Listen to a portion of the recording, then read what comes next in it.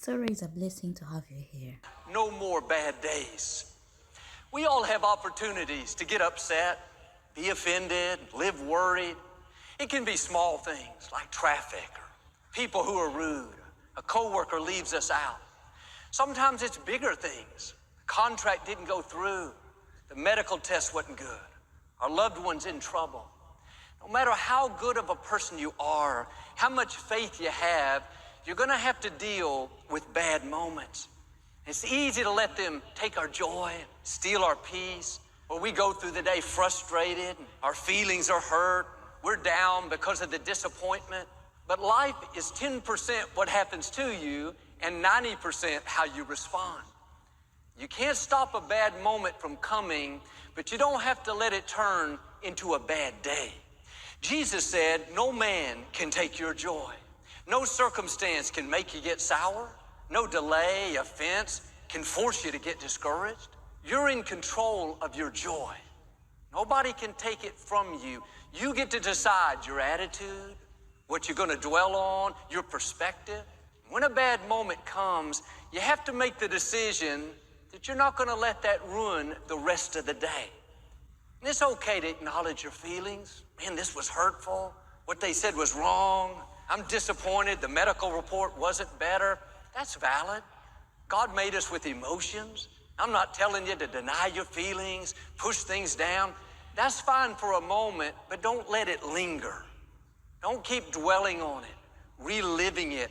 The longer you do, the more it gets down in your spirit. You need to reframe it.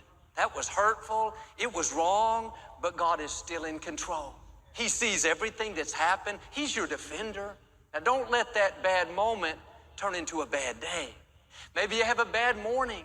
A setback was very disappointing. Or a bad afternoon. Your child didn't get that position you were hoping for. It's okay to take a moment to process it, but don't stay there to where you go to bed disappointed and mad at your neighbor and offended at your spouse, discouraged over your finances. If you let a bad moment linger, it'll turn into a bad day, then a bad week, a bad month, a bad year. You look up and years have gone. You don't have your passion. You're not pursuing dreams, not enjoying your family. It all started with a bad moment you didn't deal with properly. It may turn into a bad hour. You have to process it. Even a bad morning, but don't let it turn into a bad day. You have to put your foot down and say, no, I'm not giving away my joy. I'm not going to lose my peace. This is the day the Lord has made. I've made up my mind to enjoy it. The scripture says, don't let the sun go down while you're angry. It's a principle. If you go to bed with negative things, anger, offense, discouragement, guilt, that's letting the negativity take deeper root. It's getting more down in your spirit. You start the next day off a little more sour, a little more offended, a little more frustrated. The longer you go, the more difficult to deal with. That's why it's so important to not go to bed upset, frustrated, worried. You may have a good reason to feel that way. You've had some bad moments, things that weren't fair, plans that fell through. The good news is that bad moment didn't stop your destiny. It didn't override what God has for you. Why are you giving away your joy? The scripture tells us to hold our peace. Why are you letting go of your peace? It was a bad moment. You can't stop that, but you can keep it from turning into a bad day that can lead to a bad year, that can go into a bad life. You have the power to decide how long the bad moment is going to last.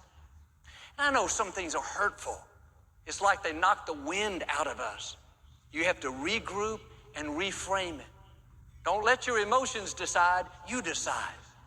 On July 30th last year, my sister Lisa called and said my mother is not answering the phone and she thought something was wrong. And of course, I jumped in the car and headed toward her house. And on the way there, a police officer called and said, Joel, I'm sorry to tell you this, but we found your mother deceased at home. I didn't see that coming. A bad moment, losing a loved one. I was having a good day, then life happened. And there's a time for weeping, a time to grieve. You have to process what's happened. But you can't let the sorrow linger. You can't let the disappointment continue day after day. You need to reframe it. Look at it from a perspective of faith. In a couple of hours, after I got past the initial news, instead of being sad and overwhelmed, can you believe what happened? I started thinking about what a great mother I had, how she lived almost 92 years, and how God healed her from terminal cancer. She was at church 2 days before praying for people right here. I talked to her the night before and told her how much I loved her. She was a bright light, inspiring so many people with her healing and faith and compassion. I went to bed that night not thinking about what a bad day it was, but thinking about how good God is, how now my mother is in His hands. I felt strength and peace, not in a weird way, but I had joy on the inside. I knew God was still in control, that she had fulfilled her purpose, that we were stepping into new seasons. My point is, it was a choice that I made. This is a bad moment. I'm disappointed, but I'm not going to let this turn into a bad week, a bad month, a bad year. Every day is a gift from God. Once you live this day, you can't get it back. When you lay your head on the pillow each night, you need to be able to say, this was a good day. Even if you had bad things happen, even if it didn't work out the way you had planned, there were unexpected challenges, you have to turn those hurts over to God. He wouldn't have allowed it if it wasn't going to work to your advantage. You need to remember the good things in your life. Lord, I've had some setbacks, but I want to thank you that I'm alive, that I have breath to breathe, that I have a place to live, a family to love, dreams to pursue. Yes, I had some trouble, but all is well. My boss did me wrong, but all is well. My mother went to be with you, all is well. Let's make up our minds, no more bad days. No more going to bed sour. No more letting people steal our joy, frustrated over things we can't control. No more letting the offense linger. Deal with it quickly and move on. Trust God to be your vindicator. Trust Him with the closed doors, the things you don't understand, the delays, the people that walked away. Those are bad moments, but they don't have to turn into a bad day. This is what Habakkuk did, a man in the scripture. He said, although the fig tree does not blossom and there be no fruit in the vine, though the olive crops have failed and the fields have produced no food. He was saying, man, my business is not good. My crops didn't make it. My storehouses are empty. He could have stopped there and just complained. Man, it's been a bad day. I've had all these setbacks. But he went on to say, yet will I rejoice in the Lord and joy in the God of my salvation. He was saying, these are bad moments. I can't control all of that, but I'm not going to let it take my joy. I know salvation is coming. Salvation means deliverance, breakthroughs, abundance. He was expecting God's goodness. If we don't learn this principle and we let circumstances determine whether we have a good day or a bad day, the enemy will make sure there's always some reason to sour your day. A grouchy coworker, you can't find your cell phone, it rains right after you wash your car, a friend is saying things that are not true. All these bad moments have the potential to ruin your day.